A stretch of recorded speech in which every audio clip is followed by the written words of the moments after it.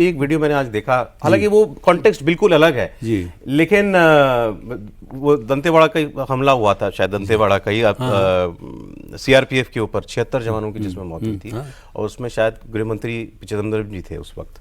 तो उस वक्त बीजेपी का स्टैंड ये था कि उन्होंने इस्तीफा ऑफर किया था और बीजेपी ने कहा था आपको इस्तीफा बिल्कुल नहीं देना चाहिए, बिल्कुल, क्योंकि इस समय अगर आप इस्तीफा देंगे तो ये तो नक्सलियों की जीत मानी जाएगी। तो आप हम कह रहे हैं कि आप इस्तीफा बिल्कुल ना दें, जबकि कोई भी डिमांड करता है इस्तीफा उनका। ये बस एक नहीं सही, जैसे आप मुंबई कांड में हुआ, शिवराज पाटिल का अलग मामला, जैसे आप कहिए आप, सही बात ये है कि ऐसी कितनी ही स्थितियां जब ऐसे आती है तो मंत्रालय का नहीं, हाँ ये ठीक है कि कमियां, देखिए आप और हम, मैं मानता हूँ शिक्षा मंत्रालय की 10 कमियों पर आप और हम डिस्कस कर सकते हैं, एक्सपोज कर सकते हैं, गड़बड़ियाँ अलग जगह है, लेकिन सवाल ये है कि जो मांगे की गई उस पर कानून बना करके एक लार्जर जो पब्लिक है, हाँ, उनको इससे मतलब है कि आप क्या सुधार कर रहे हैं। अच्छा, ये भी बोला उन्होंने प्रदर्शनकारियों के प्रतिनिधियों ने बातचीत के बाद कि हमने सरकार से ये भी कहा था, हमने अपने शिक्षा व्यवस्था में सुधार के हमने कुछ सुझाव दिए थे और वो भी सरकार ने कहा है हम कंसीडर करेंगे।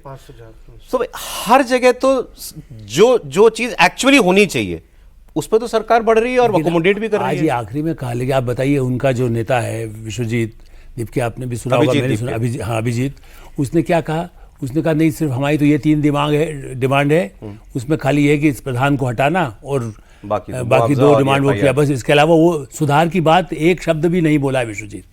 उसने नहीं बोला, लेकिन ये इन लोगों ने निकल के बोला। वही तो, चूंकि बाद में इतने दिन से हम 2 दिन से आप और हम बोल रहे हैं, हाँ, तो उनको मैसेज तो गया कि आप रिफॉर्म तो डिमांड करो, रिफॉर्म डिमांड नहीं कर रहे, मतलब चाहे वो आपका प्रोग्राम देख करके किया हो उन्होंने, मैं मान सकता हूँ। होता ये है कि उसकी उस प्रेशर में कह दे, लेकिन आप जब डिमांड कर रहे हैं, कोई सुझाव दिया गया क्या? राहुल गांधी उन्होंने कहा हमारी 3 डिमांड नॉन नेगोशिएबल है, आप नॉन नेगोशिएबल डिमांड में रिफॉर्म क्यों नहीं रखते? आप ये बताएं, राहुल गांधी, हमें ये रिफॉर्म चाहिए और ये नॉन नेगोशिएबल है। सौरभ जी, राहुल गांधी ने भी एक पर्चा ही बना के 2 पेज का ही एक देते कि ये सुधार हम चाहते हैं। उनके पास तो Kapil Sibal and Chidambaram and all everybody is there, क्या उन्होंने दिया? नहीं, वो भी नहीं बोले। अरविंद केजरीवाल ने दिया, वो भी आज उन्होंने भी केजरीवाल ये कह रहे हैं कि आप पर सजा होगी तो मैं ले जाऊंगा तुमको कोर्ट में, मेरे साथ 6 महीने तुम भी जेल में रहना। राहुल गांधी ने भी आज के बाद देखेंगे छुड़वा देंगे धर्मेंद्र प्रधान का इस्तीफा। सर चलिए इतना तो बता दें, अमिताभ जी के पास में जाऊं एक लाइन में, कि आपको लगता है सरकार इस्तीफा दिलवाएगी? मैंने तो इसीलिए कहा कि पहले भी कभी ऐसे इस्तीफे नहीं हुए हैं, तो नहीं दिलवाएंगे। मुझे नहीं लगता कि इस्तीफा बाद में जो बदले, देखिए प्राइम मिनिस्टर का अधिकार है, जिस दिन वो कहे वो अपने आप, धर्मेंद्र प्रधान यदि उनको नैतिक रूप से लगे कि देखिए मैं तो बहुत, इस्तीफे के बगैर ये प्रदर्शन खत्म होगा? वो सरकार के पास कई तरीके हैं जो खत्म करते हैं। रामलीला मैदान से भी हटा सकते हैं किसी को, जो इतना बड़ा आंदोलन था, जयप्रकाश जी को हटा सकते हैं, तो उससे बड़े तो नेता नहीं है जो कल अमेरिका से कूद के आया है। काकरोच नाम ऐसा भी नहीं है कि हनुमान जी का मतलब कोई वो चुनाव चिन्ह लेके आया है या चूहा लेके भी आ जाता है। आशंका है वायलेंस की, और वो रियल आशंका है, असली आशंका है। हमने जो देखा है, कल रात नहीं हुआ, और ये भी अच्छी बात है, मुझे भी किसी ने बताया कि कल एक्चुअली ये जो मंच पे जो लोग हैं, जो भी इसको लीड कर रहे हैं आंदोलन को इस वक्त, उन लोगों ने इंश्योर किया कि कोई एंटी सोशल एलिमेंट जो है कल वायलेंस नहीं करेगा, पत्थरबाजी नहीं करेगा, खामखा पुलिस से टकराव मोल नहीं लेगा, उकसाएगा नहीं। जो पिछले 3 दिनों से लगातार हो रहा था वो कल शाम को नहीं हुआ। तो अगर ये भी अपनी बात पे टिके रहते हैं तो बात कुछ बन सकती है। अदरवाइज तो इसमें मतलब उस तरीके के लंपन एलिमेंट आ चुके हैं पूरी तरीके से, जो किसी को कुछ नहीं समझ रहे, जो कुछ भी कर सकते हैं। आपका अभी तक 5 दिनों की अंडरस्टैंडिंग क्या है इसको देख के? देखिए, इसमें बहुत बड़ी बात जो है वो जरूर एनईईटी पेपर लीक का मामला है, लेकिन NEET paper leak largely trigger point है।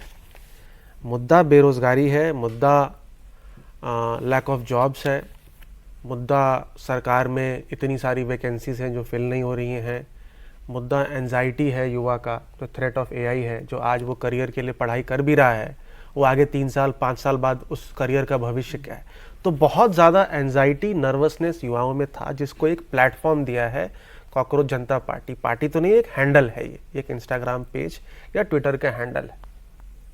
अब ये ऐसा क्यों हुआ? क्योंकि भारत में पूरे पॉलिटिकल इकोसिस्टम में युवाओं की आज वॉइस अनहर्ड है। अगर युवा हम 18 से 35 मानते हैं, 18 से 40 भी मान लें, 18 से 40 तक युवा है, तो ये आबादी है 40%, और एमपीज हैं 10%, 40 साल से कम। 1957 में जब दूसरा चुनाव हुआ था भारत में, 34% एमपी 40 साल से कम के थे। उस वक्त आबादी भी 33% थी। यानी एक तरफ आबादी बढ़ रही है युवाओं की, और युवाओं का रिप्रेजेंटेशन कम हो रहा है। अभी आपने क्या फ्रेज मुझसे कह रहे थे, वो बोलिए ना, वो अच्छा है वो, कौन सा? Young country. हाँ, a young country is ruled by grandmothers and grandfathers, correct. CWC की एवरेज एज क्या है? 68। मैं सिर्फ मेंबर्स की बात कर रहा हूँ, पर उसमें इनवाइटीज की बात नहीं कर रहा हूँ। बीजेपी पार्लियामेंट्री बोर्ड की एवरेज एज क्या है? 67.5। वो भी जब नितिन नवीन जी आए और उन्होंने रिप्लेस किया JP नड्डा जी को। CPM पॉलिट bureau 68 to 70। 40 साल से कम उम्र के भारत में मंत्री कितने हैं? लगभग 70 प्लस है। मिनिस्टेरियल साइज एक TDP के जो सिविल एविएशन के मिनिस्टर, और हिस्टोरिकली मैंने तो 1977 से देखा था, आज तक 1 से 3 ही रहा है ये नंबर। एवरेज एज कैबिनेट का क्या है? 57-58 रहा है मोदी के काल में। तो ये जो यूथ है इसका कोई रिप्रेजेंटेशन नहीं है। और विनोद जी जो आई थिंक 1-2 दिन पहले आपके यहाँ बात कर रहे थे कि जो फीडर सिस्टम था, जो स्टूडेंट पॉलिटिक्स थी, उसमें से लीडर फीड होते थे पॉलिटिकल पार्टीज में, वो बट गया। इसीलिए एक प्लेटफॉर्म मिला। और हैरानी की बात यह है कि विपक्ष भी ये बात नहीं कर रहा था।